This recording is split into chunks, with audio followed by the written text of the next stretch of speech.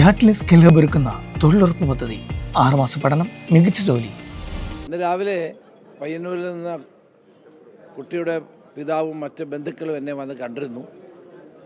ഞാൻ തിരുവനന്തപുരത്ത് ചെന്ന് കഴിഞ്ഞാൽ ആരോഗ്യവകുപ്പ് മന്ത്രിയുമായി ഈ കാര്യം ചർച്ച ചെയ്യും. വളരെ വേദനാജനകമായ ഒരു സംഭവമാണ് ഇവിടെ ഉണ്ടായത്. ഈ സംഭവത്തെ പറ്റിയുള്ള ഒരു ശരിയായ അന്വേഷണം അനിവാര്യമാണ് എന്നാണ് എൻ്റെ വിശ്വാസം. ഏതായാലും ആരോഗ്യമന്ത്രിയുമായി ചർച്ച ചെയ്ത് ഈ കാര്യത്തിലൊരു തീരുമാനം ഉണ്ടാകും. ഓപ്പറേഷൻ തുഫാൻ കേരളത്തിൽ ഒരു വൻ മുന്നേറ്റമാണ് നടത്തിക്കൊണ്ടിരിക്കുന്നത്. ഇന്ന് കേരളത്തിലെ മുഴുവൻ ജനങ്ങളും പിന്തുണയ്ക്കുന്ന ഒരു വലിയ പദ്ധതിയായി ഇത് മാറിയിട്ടുണ്ട്. നേരത്തെ ജനങ്ങൾക്ക് മയക്കുമരുന്ന് മാഫിയയെ പേടിയായിരുന്നെങ്കിൽ ഇന്ന് മയക്കുമരുന്ന് മാഫിയയ്ക്ക് ജനങ്ങളെ പേടിയായ അവസ്ഥയാണ്. അതിൻ്റെ പ്രധാനപ്പെട്ട കാരണം ജനങ്ങൾ ഒരുമിച്ച് ഈ മയക്കുമരുന്ന് ലോബിക്കെതിരായ നിലപാടുകൾ സ്വീകരിക്കുന്നു. ഓപ്പറേഷൻ തുഫാൻ അതുകൊണ്ടാണ് വൻപിച്ച വിജയമായിരിക്കുന്നത്. ഇന്ന് കേരളത്തിലുടനീളം നമുക്കിത് കാണാൻ കഴിയുന്നുണ്ട്. ജനങ്ങൾ ഉത്സാഹപൂർവ്വം ഈ ലഹരി മാഫിയയുടെ വേരറക്കാൻ വേണ്ടിയിട്ടുള്ള പദ്ധതികൾക്കും പരിപാടികൾക്കും നേതൃത്വം കൊടുക്കുകയാണ്. സാമുദായിക സംഘടനകൾ, സാംസ്കാരിക പ്രസ്ഥാനങ്ങൾ, വ്യക്തികൾ, അതോടെ സന്നദ്ധ സംഘടനകൾ എല്ലാവരും ഈ പദ്ധതി മുന്നിട്ടിറങ്ങി സഹായിക്കുന്നതിൽ പ്രത്യേകം അവരോടെല്ലാം നന്ദിയുണ്ട്. കേരള ഗവൺമെൻറ്റിൻ്റെ ഏറ്റവും ജനോപകാരപ്രദമായ ഈ നടപടി വൻ വിജയത്തിലേക്ക് കുതിക്കുകയാണ് എന്നാണ് എനിക്ക് പറയാനുള്ളത്. ഒരു കാര്യം ഞാൻ പറയട്ടെ, ഈ മയക്കുമരുന്ന് വിൽപ്പന നടത്തുന്നവർ ഇത് അവസാനിപ്പിക്കണം. പോലീസിൻ്റെ ശക്തമായ നടപടികൾ ഇനിയും ഉണ്ടാകും. ഇത് ഗവൺമെൻറ് വന്നപ്പോൾ ആരംഭിച്ച ഒന്നാണ്, പെട്ടെന്ന് നിർത്തുമെന്നാണ് പലരും കരുതിയത്. ഇതൊരിക്കലും അങ്ങനെ നിർത്തില്ല. ലഹരി മാഫിയയെ പൂർണ്ണമായി കേരളത്തിൽ നിന്ന് തുടച്ചു നീക്കുന്നത് വരെ ഈ ഓപ്പറേഷൻ തുഫാനുമായി നമ്മൾ മുന്നോട്ട് പോകും. അതുകൊണ്ട് ഇതിലേർപ്പെട്ടിരിക്കുന്ന ആളുകൾ ഇത് അവസാനിപ്പിക്കണം. പലയിടത്തും ഇപ്പം പുതിയ പുതിയ മാർഗങ്ങളാണ് കണ്ടുപിടിക്കുന്നത്. മെഡിക്കൽ ഷോപ്പുകളിൽ നിന്ന് മാരകമായ അസുഖങ്ങൾക്കുള്ള മരുന്ന് വാങ്ങിച്ച് കുത്തിവെക്കുക. പ്രിസ്ക്രിപ്ഷൻ ഇല്ലാതെ ഒരു മരുന്നും ഒരു മെഡിക്കൽ ഷോപ്പും വിതരണം ചെയ്യാൻ പാടില്ല. ഞാൻ ഇത് അവർക്കൊരു മുന്നറിയിപ്പായി തന്നെ നൽകുകയാണ്. ആരോഗ്യവകുപ്പ് മന്ത്രിയുമായി ഞങ്ങൾ സംസാരിക്കുന്നുണ്ട്. അങ്ങനെയുള്ളവർക്ക് കർശനമായ നടപടി നേരിടേണ്ടി വരും. അപ്പോൾ ജനങ്ങളുടെ സുരക്ഷിതത്വം, പുതിയ തലമുറയെ ലഹരിയിൽ നിന്ന് രക്ഷിക്കാൻ വേണ്ടിയിട്ടുള്ള നീക്കമാണിത്. അതിനെല്ലാവരുടെയും സഹായം ഉണ്ടാകണം എന്നാണ് എൻ്റെ അഭ്യർത്ഥന. അതെല്ലാം ഉടൻ തന്നെ നടക്കും.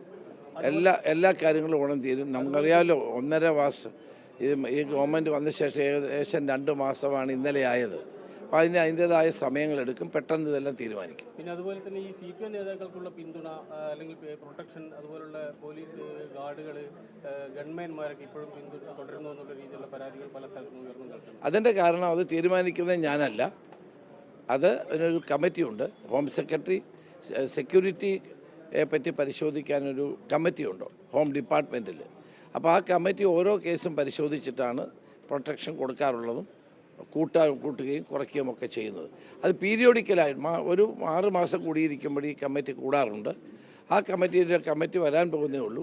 ആ കമ്മിറ്റി കൂടി അവർ പരിശോധിക്കട്ടെ. അത് മന്ത്രി ഇടപെടേണ്ട കാര്യമല്ല. ത്രെഡ് പെർസെപ്ഷൻ നോക്കിയിട്ടാണ് സെക്യൂരിറ്റി ആവശ്യമുണ്ടോ ഇല്ലെന്ന് തീരുമാനിക്കുന്നത്. ആ കമ്മിറ്റി അതിൻ്റെ തീരുമാനമെടുക്കും. എന്നിട്ട് ആ നടപടിയായിട്ട് അവർ മുന്നോട്ട് പോകും. ആഭ്യന്തരമന്ത്രി എന്നുള്ളതിൽ ഞാൻ ഒരിക്കലും അതിനകത്ത് ഇടപെടാറില്ല. പണ്ടും ഇടപെട്ടിട്ടില്ല, ഇപ്പോഴും ഇടപെടാറില്ല. അതാരും അങ്ങനെ ഇടപെടുന്നത് ശരിയുമല്ല. എന്തിനാണ് ഒരാൾക്ക് സെക്യൂരിറ്റി കൊടുക്കുക? അയാളുടെ സുരക്ഷിതത്വത്തിന് വേണ്ടിയാണ്.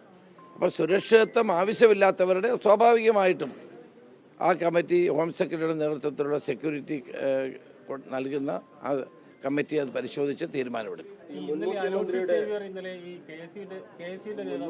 മുൻ മുഖ്യമന്ത്രിയുടെ വീട്ടിൽ ഒരു ജീപ്പ് എപ്പോഴും ഇങ്ങനെ നിന്ന് അതൊരു പോലീസ് സ്റ്റേഷനാക്കി മാറ്റി അവിടെ ഈ വെയിലും മഴയും ഒക്കെ കൊണ്ട് പോലീസുകാരിങ്ങനെ നിൽക്കുന്ന കഴിഞ്ഞ 10 വർഷമായി അത് തുടരുകയാണ്. അതിപ്പോഴും അവിടെ തന്നെ നിൽക്കുകയാണ്.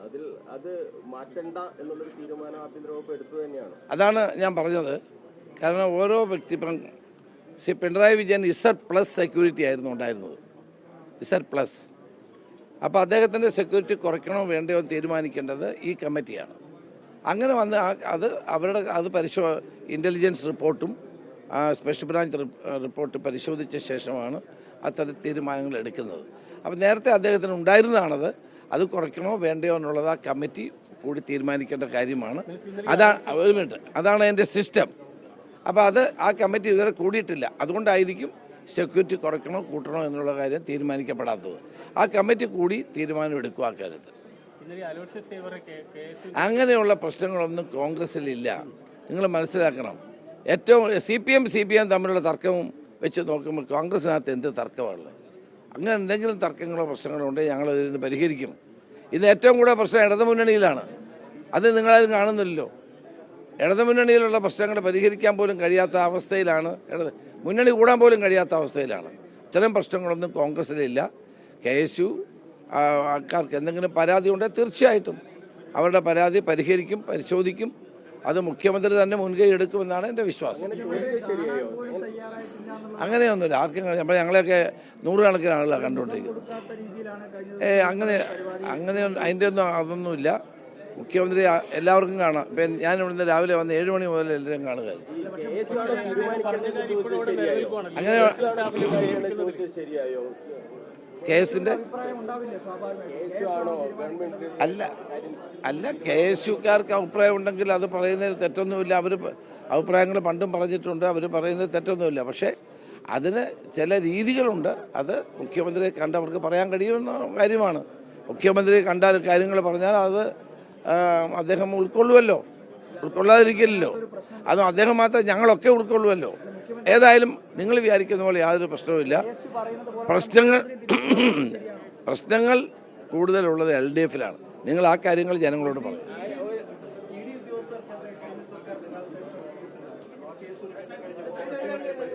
ഏതാ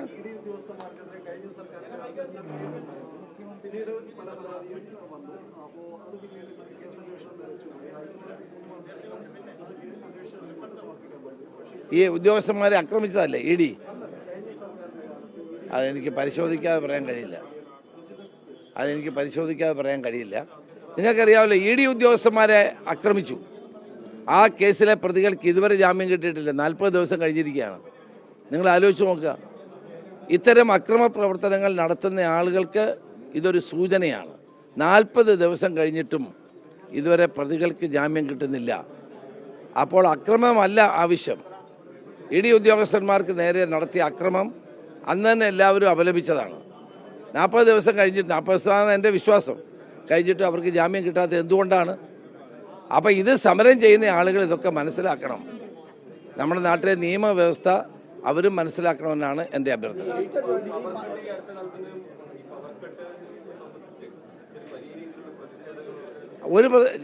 നിങ്ങൾ ആലോചിക്കണം, വെള്ളമില്ല. നമ്മൾ ജലവൈദ്യുതി പദ്ധതികളെ ആശ്രയിച്ചാണ് കേരളത്തിൻ്റെ വൈദ്യുതി ഉൽപ്പാദനം.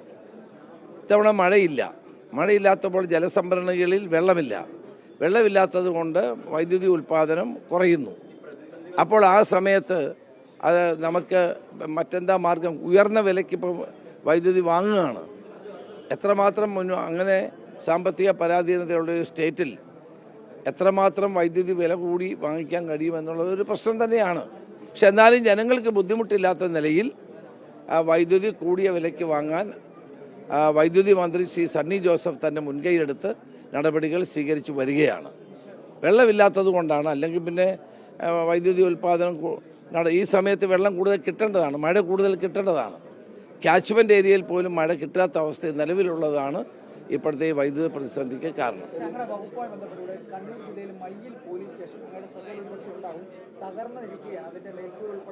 ഈ 10 വർഷം ഇത് തകർന്നു കിടന്നിട്ട് നിങ്ങളാരും പിണറായി വിജയനോട് ചോദിച്ചിട്ടില്ലല്ലോ. ആര് ചോദിച്ചത്? സംസ്ഥാന സെക്രട്ടറിയുടെ മണ്ഡലമായിരുന്നു. ഉറപ്പായിട്ടുണ്ടാവും. മയ്യിൽ പോലീസ് സ്റ്റേഷൻ അവിടെ എന്താ ഇടിഞ്ഞു പൊളിഞ്ഞ് കിടക്കുക അല്ലേ? ഇല്ലേ? രാവിലെ DCC പ്രസിഡന്റ് എന്നോട് ഇത് ആവശ്യപ്പെട്ട കാര്യമാണ്. മയ്യിൽ പോലീസ് സ്റ്റേഷൻ കെട്ടിടം പുതുക്കി പണിയും. അതിനുള്ള ഫണ്ട് ഞാൻ അലോട്ട് ചെയ്യും. ലോകത്തുള്ള എല്ലാ കാര്യം ചോദിക്കല്ലേ?